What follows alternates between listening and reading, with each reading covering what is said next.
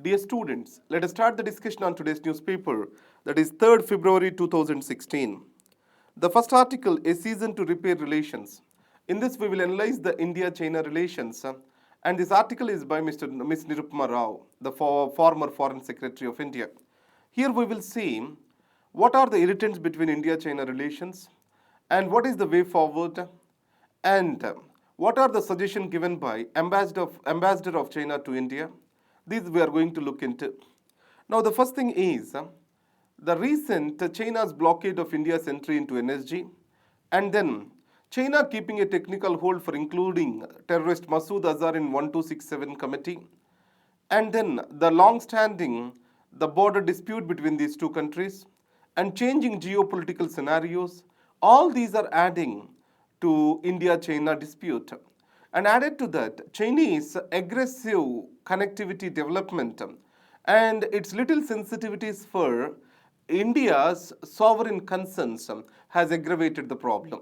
That is, China's military and engineering presence in China, that is Gilgit-Baltistan region, which China claims to be a part of the Pakistan, is a serious concern. In this context, what the Chinese ambassador has proposed is for a free trade agreement between these two countries and also treaty of friendship and cooperation. Now, with these many issues pending between the two, the treaty of friendship and cooperation will be just a reiteration of some good talk, but it will not make a significant change. The free trade agreement will also not be very favorable towards India, as already the trade deficit is too wide. If India has to come to any trade agreement, it shall not be just confined to the goods, it shall extend it to services, investments, and it shall be as broad as possible that can benefit both the sides. And the next is connectivity. As we know that India is very apprehensive of Chinese connectivity plans, especially One Belt One Road initiative, and Chinese military presence in India's neighborhood. So in this context, so India can raise its concerns directly to China, and India also can propose for providing for a greater connectivity to Xinjiang region and also Tibetan Autonomous Region through Nathula Pass. So in that way, the connectivity can be improved between India and China. So the connectivity is the way forward for between the two countries, and the apprehensions each country has over the others shall be kept aside. As both countries are victims of radicalism and extremism, then there can be a cooperation to fight this menace. And finally, there shall be a new thinking. So a kind of competitive understanding or competitive engagement, this can be allowed for. We shall agree to disagree on various disputes, and the relations can be strengthened on other fronts. This is what this article talks about. Now coming to neither transparent nor accountable. So in this article, let us see what are the recent proposals of Finance Minister Jaitley with regard to cleaning the elections. The first one is individual donations, cash donations were tapped to 2,000 rupees per transaction.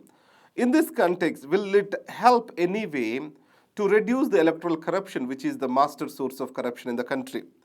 And the second thing is the electoral bonds are being issued, and this is going to further increase anonymity with regard to electoral financing in India. And this 2,000 rupees will not bring in a much difference, as the political parties can find new people to lend their names who have donated the money to them. And compulsory auditing of accounts of the political parties will also be not of much use without greater deterrence if they do not submit the same. And most of the money is not being spent by the political parties during the elections. It is by the individuals. Unless systematically at every step, if we close the sources that where the black money gets originated and spent, this menace cannot be ended. So the finance minister's proposals are not very far-sighted. That is what article comments about. H-1B visa in the spotlight. H-1B visa is a skilled employee visa, and most of the Indians enter the United States through H-1B visa and L-1 visas. In this context, the President Trump's policy is to prioritize America first, to buy America, to hire American. In this context, he wanted to raise the minimum salary under which H-1B visa has to be guaranteed to 130K. So many of the jobs will be kept out of this particular range, and it will make the companies to hire American workers rather than outsiders.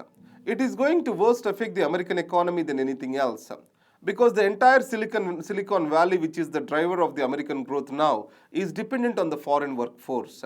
And added to that, in America, especially at the middle level jobs, they do not have sufficient skilled and able manpower to take up the responsibilities.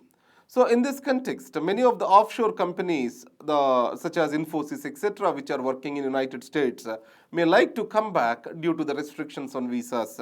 So in that way, it will affect both Indian economy at the same time US economy too.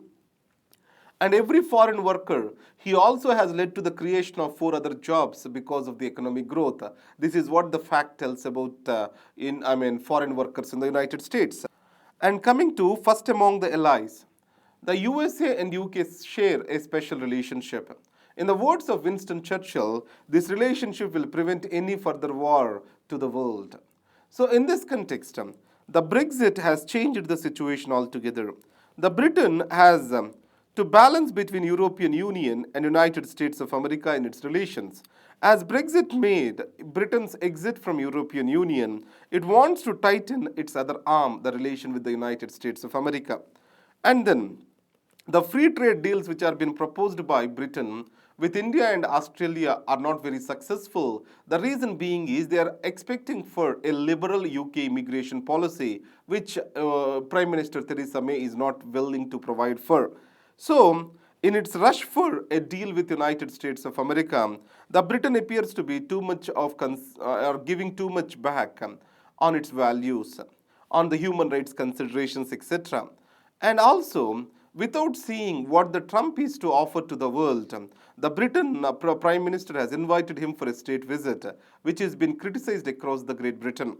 And the Britain-USA relationship, though or maybe how special it may be, the policy of Mr. Trump, it is observed, is protectionism and his attitude to keep the America first. That makes the trade deal difficult between these two countries too. Looking back to look forward, we always shall learn from our mistakes. Our past has many things to teach for us. So, the growth of Hindu right wing, it has led to violence across the country. And assassination of the Gandhi was the peak moment for this. So, in this context, the article says that we failed to learn from our past. So obviously this article to be a bit biased. But however, we need to understand one thing, that we shall always learn from the past and we have future based on our past. And then with regard to the recent budget, so the income tax and or else direct taxes to the total GDP is very much less in India. So this year, there is a record growth of 34% with regard to the tax declarations. This clearly shows that the governmental thinking is working with regard to reporting of the money by the people. Coming to Donald Trump puts Iran on notice with regard to the missile testing. So Donald Trump has clearly stated that he was against the Iran nuclear deal, mediated by United States during the Obama era. So in this context, it has been considered as height of the diplomacy by President Obama. The Iran nuclear deal, Mr. Trump considers as a very bad deal for Saudi Arabia and US friend Israel. So he was looking for repealing it and finding the ways to do the same. And the worst fear is this. He is also exploring the war as an option onto this. And finally, as EU and US relations are getting worsened on the NATO, the Russia is slowly entering into EU space. And the Russian president has visited Hungary. Initially, Hungary is also one among the countries that have opposed the Russia's annexation of Crimea. So in this context, the Russia-European Union relations are getting strengthened. During Obama era, the America played a spoil sport between Russia's strengthening of the relations with the EU, especially with Germany. So to keep EU towards American fold, and to block any country that is rising or that is questioning the hegemony of the United States, US always directed its foreign policy. So Mr. Trump's role, how it is going to define the global relations, is a major question. I have brought as usual the notes. I got my new keypad and it started, so I can type the notes and give it to you. So I posed certain questions, try to answer them. and from that perspective make your opinions. And finally, I made a question. So India and China, what they shall do to better their relations? One is development of connectivity, where the people-to-people contact has to be raised. And added to that, the common enemies like extremism, radicalism, and terrorism shall be fought together. And they shall not make themselves as the victims of ongoing geopolitics. So these points I try to see in the answer. Thank you very much and all the best. And today in Civils Prep, we have uploaded Diary of Events by Sandeep sir. So go and visit that on the youtube.com. Go to YouTube, there type Law Excellence IAS, then you can see this particular thing. Or else you can do one thing.